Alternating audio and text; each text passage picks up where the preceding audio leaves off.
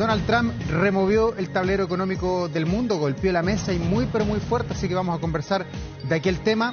Tengo dos invitados hoy, acá en el estudio Álvaro Iriarte, analista internacional del Instituto Respública, a quien le damos la bienvenida. Gracias por estar acá, Álvaro. Gracias por la invitación, Davor. Y también nos acompaña telemáticamente Carlos Smith, docente e investigador del Centro de Investigación de Empresas y Sociedad de la Universidad del Desarrollo, a quien también saludamos.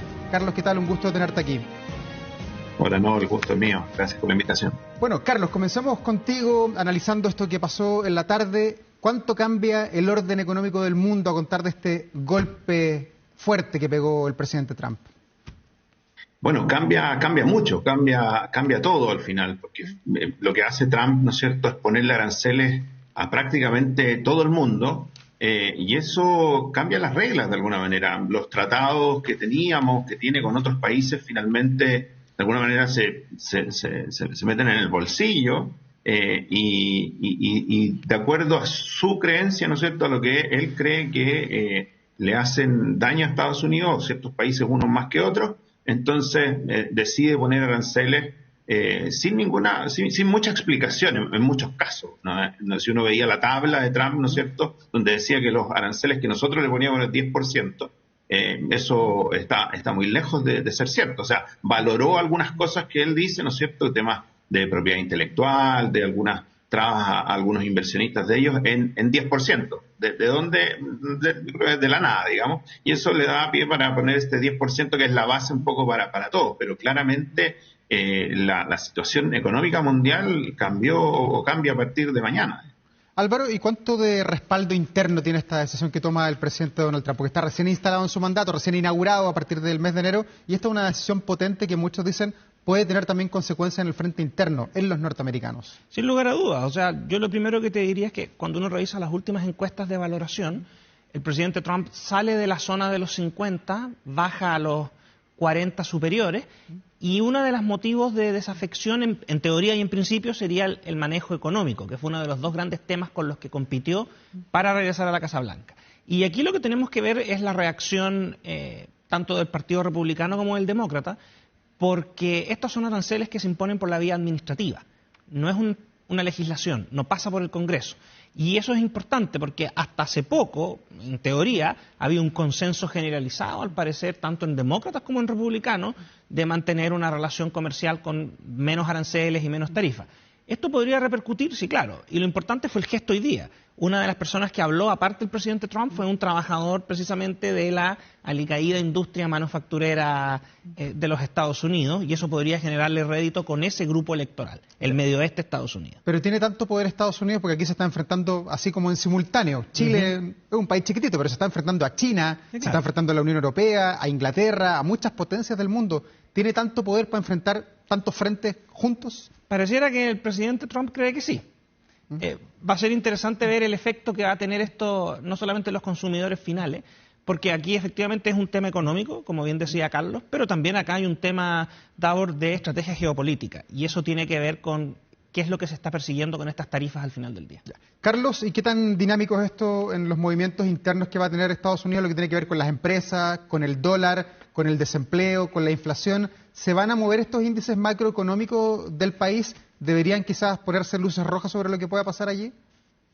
Sí, ya se están moviendo. El aftermarket, las bolsas estaban cayendo, el Standard & Poor's estaba cayendo más de un 3%, estaba cayendo las tecnológicas más de casi un 5%, el dólar está perdiendo fuerza, y lo que vaya a pasar un poco con eso, particularmente con el dólar, va a ser difícil de saber, porque uno ante tanta incertidumbre se busca refugio, hay un flight to quality, es decir, finalmente buscar, por ejemplo, el oro, el arte u otras cosas que tengan valor intrínseco. Sin embargo, el dólar como refugio, hoy día uno, a pesar de que, y suena paradójico esto de buscar refugio en el dólar, en el que causa el problema finalmente, pero de todas maneras es difícil porque Estados Unidos tiene un problema de deuda importante. O sea, él agrega cada 90 días agrega $1 trillón de deuda, y eso es complejo para el mundo. Ahora, las bolsas lo van a ver, la inflación en Estados Unidos va a ser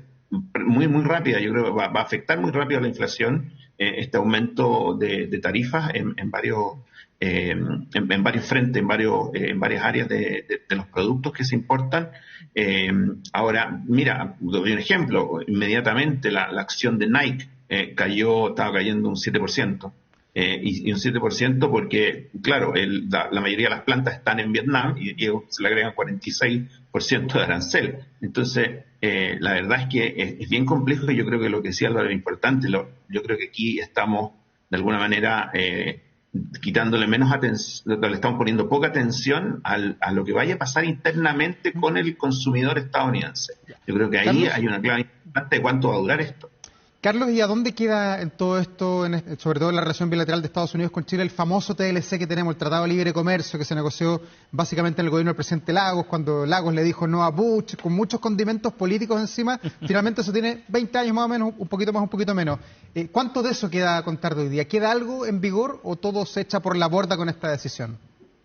O sea, de alguna manera sí, tampoco nos conviene, creo yo, poner aranceles a eso. Yo creo que no es el camino que tenemos que seguir. Hoy día las negociaciones, lo que se logró con ¿no es cierto?, por ahora no tener aranceles en el cobre, yo creo que es importante, en las maderas y algunas otras cosas. Estamos hablando de más del 40% de nuestras exportaciones a Estados Unidos están por ahora sin arancel. Y eso por lo menos nos deja en un pie, comparado con el resto del mundo, en una mejor posición o menos mala, digamos, de los menos malos de todos, digamos. Y eventualmente podemos vernos beneficiados, y aquí puede haber desviación de comercio. O sea, por ejemplo, en el tema de los salmones, nosotros quedamos con un 10%, pero Noruega queda con un 15%. Otros países nórdicos quedan con un 20%. Eventualmente podemos ser, dentro de, en términos relativos, un poco mejor. Sin embargo, hay un efecto precio sin duda. O sea, esto va a tener igual un efecto negativo. Cuando el precio del salmón sube en Estados Unidos, la gente busca otra proteína, digamos.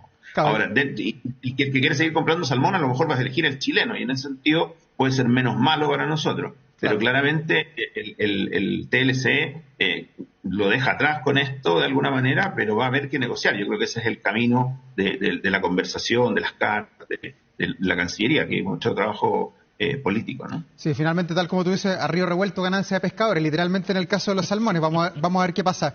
Álvaro, ¿cómo lo analizas tú? ¿El TLC todavía sigue en vigor, pensando en que a lo mejor, claro, se salvó el cobre, que es importante para Chile, aunque claro, era solo el 5% de la exportación de cobre que enviamos a Estados Unidos? Pero ¿qué pasa con las uvas? ¿Qué pasa con las paltas? ¿Qué pasa con las manzanas, que entraban prácticamente con arancel cero a Estados Unidos y ahora van a ser menos competitivas? Quizás el Producto Interno es más barato. No es tan rico, pero es más barato. Sí, claro. Bueno, lo que ocurre es que aquí, dado la discusión política de fondo, ¿cuál es el sentido de estos aranceles? El sentido de estos aranceles no es recaudar más dinero, no es aumentar en sí la recaudación tributaria.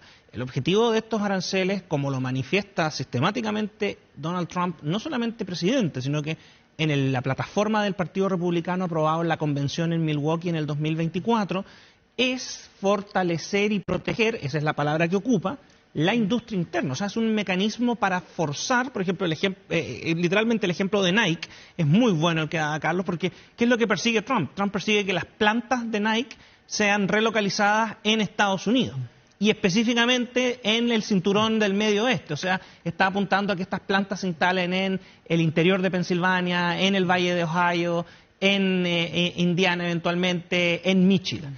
En el caso de Chile, yo tiendo a creer que podríamos ver que esto afecte, tú mencionaste genérico, yo creo que sí, los agricultores probablemente sean los más perjudicados eventualmente, habría que verlo. Pero por otro lado, yo creo que acá también puede haber una señal, porque son muy pocos los países que quedaron con la tarifa del 10%, que es una tarifa general. En eso la Cancillería fue bastante clara en entender lo que se ha liberado de información. Y eso te puede plantear también que podrías conseguir otro tipo de negociaciones en un futuro próximo, pensando en este gran conflicto que es la guerra comercial, como se le ha denominado, que es más profundo que eso, con China. Y ahí podríamos tener un efecto rebote. Claro, a lo mejor nos encarecen los productos que Chile envía, pero lo que China deja de ganar porque Estados Unidos no va a tener un intercambio tan fluido, nos llegue más caro a nosotros. O podrían llegar más productos y eso también podría generar un efecto de depreciación acelerada de varios bienes de capital, no lo sé. Puede haber un sinnúmero de efectos colaterales. Lo que sí está claro es que una economía abierta al mundo como la chilena debería estar mucho más expuesta en teoría. Pero Carlos decía, hay que esperar, esto es muy rápido, los mercados están reaccionando, los políticos también, pero tenemos que ver cuando esto empiece a operar, porque si no nos afecta literalmente por ese lado, a lo mejor nos conviene y quedamos en una mejor posición para conseguir, por ejemplo, la renovación del programa Visa Waiver y otras cosas que se cruzan en el caso de Estados Unidos. Carlos, ¿y qué debe hacer Chile en el corto plazo? Ustedes decían que la Cancillería está matizando esto, está reflexionando, ver si es que hay eventualmente una reacción. Algunos dicen a lo mejor hay que llamar a informar al embajador, son cosas ahí que se ponen sobre la mesa. Pero en lo que tiene que ver con plata, con aranceles, ¿puede aquí haber un ojo por ojo, diente por diente de que Chile también suba los aranceles a Estados Unidos? ¿O de chico a grande es imposible plantear eso? No, yo creo que ese no es el camino. Yo creo que el camino sigue siendo la conversación, sigue siendo la negociación. El poner aranceles contra Estados Unidos, la verdad es que no nos va a llevar a nada. Vamos a generar inflación acá. Hoy día, eventualmente, un 10% para algunas empresas grandes puede no ser tan perjudicial. Para algunas chicas, a lo mejor en el margen sí, y puede ser muy malo. Sin embargo, creo yo que si nosotros ponemos otro 10%, lo que nos puede pasar es que entremos en una guerra bilateral ahí y finalmente vamos a generar mucho más inflación internamente. Nosotros importamos casi lo mismo que Estados Unidos exporta, digamos, en la relación entre ambos es muy parecida en términos de montos. Entonces, al final, generaríamos, además de ciertos bienes que a nosotros nos importan mucho, que tienen que ver con benzina, ¿no es cierto?, con gas, con ese tipo de cosas que golpean el bolsillo de los chilenos directamente. Yo creo que esa no debiera ser el camino. Y el problema de todo esto, creo yo, es que esto que estamos diciendo, de los problemas que podemos tener, como tal como decía, la raíz de todo esto es más política que económica. O sea, no hay razones económicas para poner un arancel, y por lo tanto, ante eso, las posibilidades son enormes las que puede tener Trump para decir otra cosa mañana, pasado mañana, y cambiar todo el escenario. Entonces es muy difícil hacer predicciones de cuánto podemos ganar o perder si este escenario va cambiando, porque ahora no tenemos arancel al cobre y a la madera, pero eventualmente no sabemos, podría ser menor. Vamos a ver qué pasa en los próximos días. Carlos, pero esto podría tener también un impacto en el mercado de valores, en la bolsa chilena, sobre todo las que transan en el IPSA. Por ejemplo, mañana, ¿qué deberíamos esperar con los mercados? ¿Y qué pasa con el dólar? ¿Esto va a disparar el dólar? ¿Se va a fortalecer como moneda a nivel mundial y sobre todo equiparada con el peso chileno? Yo creo que en la bolsa no va a haber mucho impacto, ¿eh? Yo creo que va a ser más indirecto, puede ser el impacto que pueda tener en otros mercados, China particularmente, o algunas empresas en particular, pero yo creo que hay temas más internos que resolver y vienen elecciones y cosas. La bolsa chilena está en relativamente buen pie, creo yo. Puede recibir un impacto inicial, que alguna vez hay sobrereacciones, pero después se ajusta.